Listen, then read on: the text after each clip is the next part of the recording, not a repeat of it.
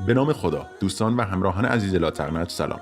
امیدوارم که حالتون خوب باشه و روزه و عباداتتون مورد قبول درگاه حق قرار گرفته باشه. یکی از زیباترین انواع عبادت دعا به درگاه پروردگار سبحانه و تعالی است. دعا به خصوص در ماه رمضان جایگاه بسیار ویژه‌ای داره.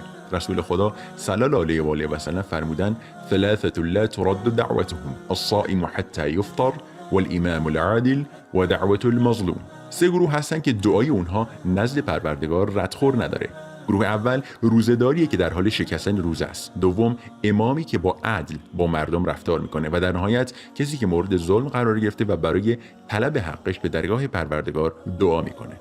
برادر و خواهرای عزیزم، روزه‌دار نزد خدا اجر و قرب بسیار زیادی داره. تصور کنید که شما تمام روز رو برای رضای خدا، تأکید میکنم برای رضای خدا، روزه گرفتید.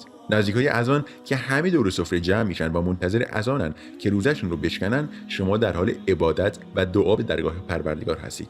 وقتی شما در این موقعیت طلایی به یاد خدا باشید، الله سبحانه و تعالی هم جواب شما رو میده و بدون شک دعای شما مورد قبول واقع میشه انشالله. البته اشتباه نکنید، روزه رو باید در اولین لحظات اذان شکست و نباید اون رو به تأخیر انداخت، چون کراهت داره. میتونید چند دقیقه قبل از اذان یا بعد از نماز مغرب رو به خلوت کردن با پروردگارتون اختصاص بدید. پیامبر صلی الله علیه و آله و سلم بعد از شکستن روزه دعای بسیار زیبایی دارن. ایشون میفرمایند ذهب الظمأ وابتلت العروق وثبت الاجر ان شاء الله.